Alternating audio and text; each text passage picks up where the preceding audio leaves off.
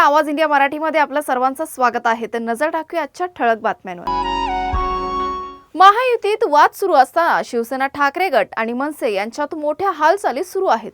शिवसेना नेते संजय राऊत यांनी मनसे प्रमुख राज ठाकरे यांची शिवतीर्थावर भेट घेतली आणि अर्धा तास चर्चा केली। या भेटीमुळे राजकीय वर्तुळात खळबळ उडाली आहे।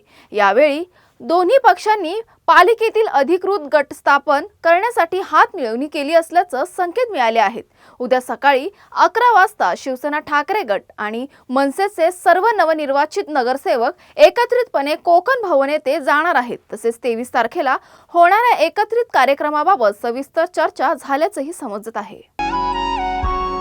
शिवसेना आणि राष्ट्रवादी काँग्रेस पक्षाचं नाव आणि निवडणूक चिन्हावरील वादाची सुनावणी उद्या सर्वोच्च न्यायालयात होणार आहे।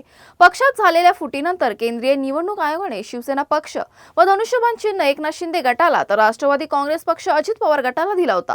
या निर्णयाविरोधात उद्धव ठाकरे आणि शरद पवार गटांनी सर्वोच्च न्यायालयात याचिका दाखल केली। अलीकडे झालेल्या स्थानिक स्वराज्य संस्थांच्या निवडणुकांमध्ये शिवसेना शिंदे गटाने धनुष्यबाण चिन्हावर तर उद्धव ठाकरे गटाने मशाल चिन्हावर निवडणुका लढवल्या होत्या। मात्र आगामी सुनावणीत शिवसेना नाव आणि चिन्ह उद्धव ठाकरे गटाला मिळाल्यास राज्याच्या राजकारणावर मोठे परिणाम होऊ शकतात।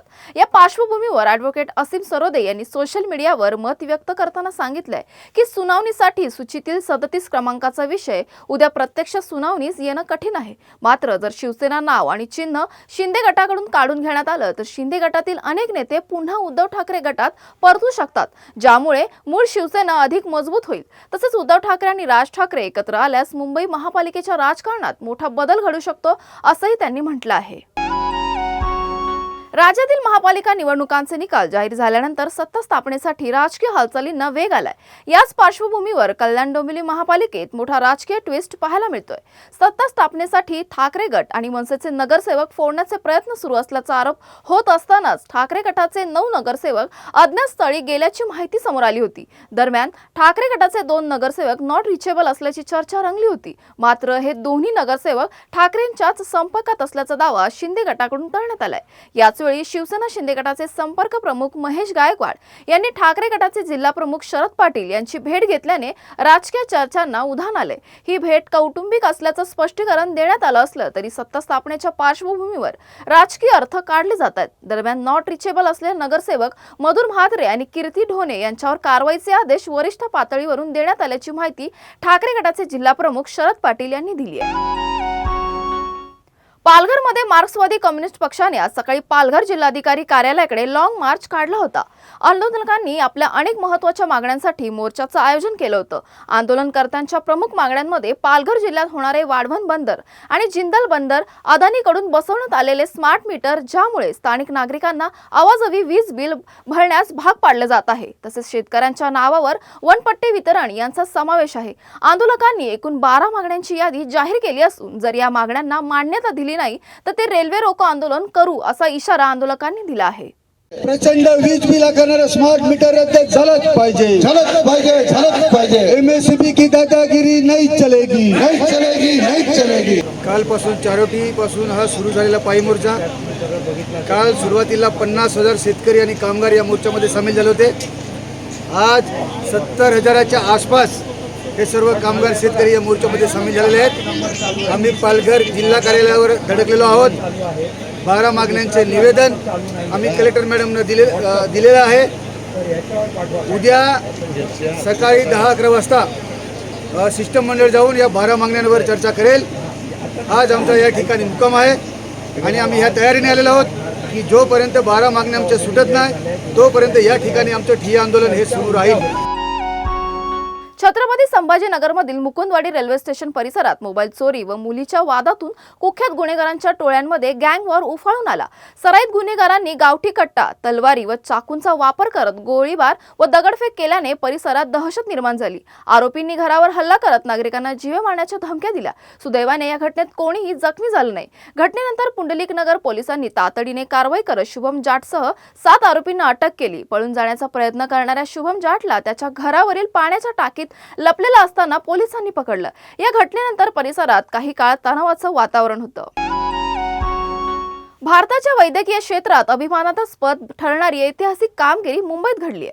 परळ येथील बाई जेरबाई वाडिया हॉस्पिटल फॉर चिल्ड्रन्सच्या तज्ज्ञ डॉक्टरांनी अवघ्या 2 वर्षाच्या बालकावर भारतातील पहिली पेडियाट्रिक लिव्हर ऑटो ट्रान्सप्लांटेशन शस्त्रक्रिया यशस्वीपणे पार पाडली आहे. यकृताच्या कर्करोगाने ग्रस्त असलेल्या या चिमुकल्यासाठी ही शस्त्रक्रिया जीवनदायी ठरली आहे. या दुर्मिळ आणि अत्यंत गुंतागुंतीच्या प्रक्रियेत कर्करोगग्रस्त यकृताचा सुमारे 70% भाग शस्त्रक्रियेद्वारे काढून टाकण्यात आला.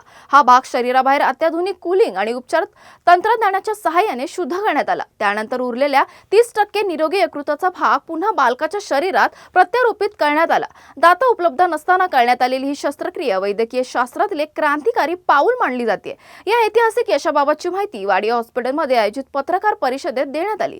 यावेळी उपचार करणारे तज्ज्ञ डॉक्टर, संबंधित रुग्ण आणि हॉस्पिटलच्या CEO डॉक्टर मिनी बोधनवाला उपस्थित होत्या. विज्ञान, डॉक्टरांचे अपूर्व कौशल्य आणि माणुसकी यांचा संगम झाला की अशक्य वाटणाऱ्या गोष्टी शक्य होतात.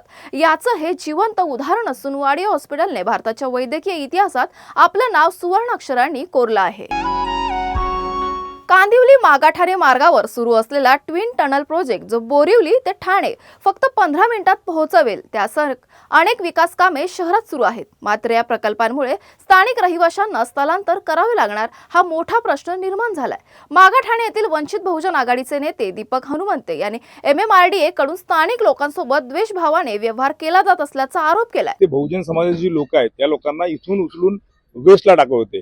जे की इथे ज्या महिला आहेत त्यांची पापडचा व्यवसाय आहे किंवा लहान मुलं त्यांच्या शाळा वगैरे आहे, नोकरी वगैरे आजूबाजूला करतात. तर आमचं म्हणणं हे होतं की त्यांना एवढ्या लांब तुम्ही का टाकतायत, तर तुम्ही जवळ कुठे त्यांना उपलब्ध करून द्या त्या सदनिका असतील ते. परंतु ते विरोध करत होते. त्यानंतर मग आम्हाला आंदोलन करावं लागलं आणि आंदोलन केल्यानंतर मग त्यांनी सांगितलं की SRA कडे PF वगैरे उपलब्ध नाही आहेत असं MMRDA ने आम्हाला पत्र दाखवलं.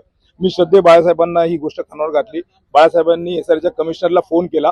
SRAच्या कमिशनरने सांगितलं त्यांना माझ्याकडे पाठवा. मी त्यांच्याकडे जाऊन भेटल्यानंतर त्यांना मी बोललो की अशी परिस्थिती आहे. ते म्हणतात की आमच्याकडे सदनिका उपलब्ध नाहीयेत. आता काही ठिकाणी 270चा जो एरिया आहे त्यांना विलिंगली काही लोकांना जायचं असेल ते लोक गेले तिकडे.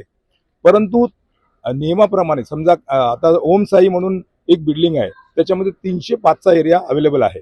तरी आमचे 16 जी लोक राहिलेली आहेत यांचं असं म्हणणं आहे की आम्हाला 305चा एरियामध्ये शिफ्ट करा, आम्ही तयार आहोत. परंतु ते GR आहे. परंतु यांचं म्हणणं आहे की तुम्ही त्यांचं म्हणणं असं आहे की तुम्ही शिफ्ट व्हा, तुम्हाला देतो. आम्हाला 10 घर लोक, आमच्या घराला घर एकच. आमची मागणी हीच आहे, 305चा एरिया पाहिजे. त्या कलेक्टरला बोलले, त्या साहेबाला बोलले, मॅडमला बोलले. तुर्तास वेळ झाली इथेच थांबण्याची. नवीन बातम्या बघण्यासाठी पाहत राहा आवाज इंडिया मराठी.